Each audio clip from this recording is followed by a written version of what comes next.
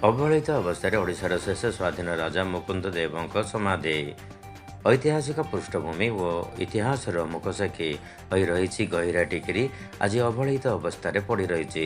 ଭଦ୍ରକ ଜିଲ୍ଲା ଧାମନଗର ବ୍ଲକ ମୁସ୍ତାଫାପୁର ପଞ୍ଚାୟତ ଅଧୀନରେ ରହିଛି ଏହି ମାଳିକା ବର୍ଣ୍ଣିତ ଓ ଐତିହାସିକ କ୍ଷେତ୍ର ଗହିରା ଟିକିରି ପୀଠ ହେଉଛି ଓଡ଼ିଶାର ଶେଷ ସ୍ୱାଧୀନତା ମୁକୁନ୍ଦ ଦେବଙ୍କ ମୃତ୍ୟୁସ୍ଥଳୀ। ରାଜା ରାମଚନ୍ଦ୍ର ଦେବଙ୍କ ସହ ଯୁଦ୍ଧରେ ରାଜା ମୁକୁନ୍ଦ ଦେବ ଏଠାରେ ପ୍ରାଣତ୍ୟାଗ କରିଥିଲେ। ତାଙ୍କର ସମାଧି ଏହିଠାରେ ରହିଛି। ଆଉ ସେ ସମାଧିସ୍ଥଳକୁ ଗହିରା ଟିକିରି ନାମରେ ସମସ୍ତେ ଜାଣନ୍ତି। ତାହା ଆଜି ମାଳିକା ବର୍ଣ୍ଣିତ ଗହିରା ଟିକିରି କିମ୍ବଦନ୍ତୀ କେହି ବା ନ ଜାଣେ। ଗହିରା ଟିକିରିର ଏହି ଅର୍ଜୁନ ଗଛ ମୂଳରେ ଥିବା ତ୍ରେତୟା ଯୁଗର ରାମଚନ୍ଦ୍ରଙ୍କ ସମୟରେ ହନୁମାନ ମୂର୍ତ୍ତି ଆଜି ବି ପୂଜା ପାଉଛନ୍ତି। ଏହି ମୂର୍ତ୍ତି ନିକଟରୁ 12 ହାତ ଖଣ୍ଡା ବାହାରିବ, କଳିଗ ସମାପ୍ତ ହେବ।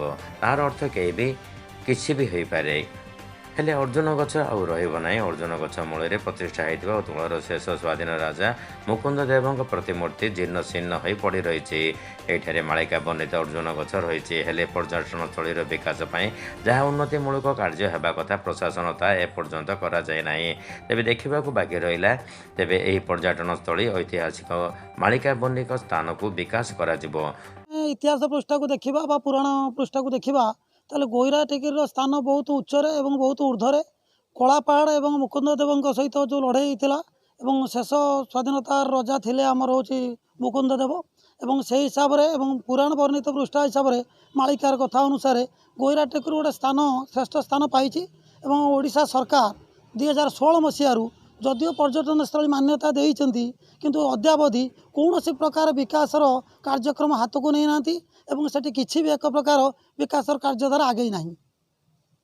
ଅନୁରୋଧ ଏଠି ତେଣୁ ଆମର ଯେଉଁ ପର୍ଯ୍ୟଟନସ୍ଥଳୀ ମାନ୍ୟତା ପାଇଛି ସେ ହିସାବରେ ତାକୁ ଗୁରୁତ୍ୱ ଦିଅନ୍ତୁ ଏବଂ ଏଠି ପର୍ଯ୍ୟଟନସ୍ଥଳୀ ହିସାବରେ ଯେଉଁ ପ୍ରକାର ସୁବିଧା ସୁଯୋଗ ସମସ୍ତଙ୍କୁ ମିଳିପାରିବ ସେ ସୁଯୋଗ ବ୍ୟବସ୍ଥା କରନ୍ତୁ ଏବଂ ଏଟା ଗୋଟେ ଶ୍ରେଷ୍ଠ ସ୍ଥାନ ରୂପେ ବିବେଚିତ ହେଉ, ଏହା ଆମର ସରକାରଙ୍କ ପାଖରେ ନିବେଦନ ରହିବ।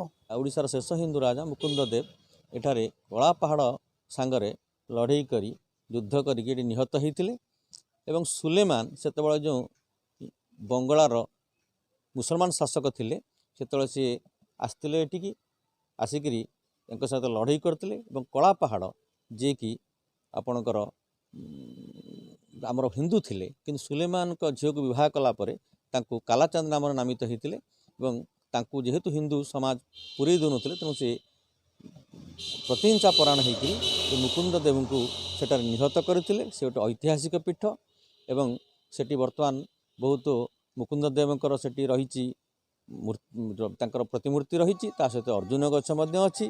ସେଠି ଅର୍ଜୁନ ଗଛରେ ବିଶ୍ୱାସ କରାଯାଏ ସେଇଠୁ 12 ହାତ ଖଣ୍ଡା ବାହାରି ମ୍ଲେଚ୍ଛ ସଂହାର ହେବ।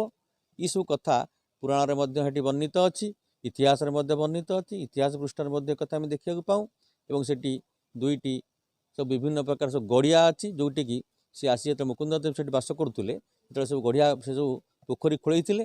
ସେଥିପାଇଁ ସେଠି ଗୋବିନ୍ଦା ଗଡ଼ିଆ, ନାଉରୀ ଗଡ଼ିଆ ଏମିତି ସବୁ ବିଭିନ୍ନ ଗଡ଼ିଆ ନାଁରେ ନାମିତ ସେଠି କରାହେଇଛି।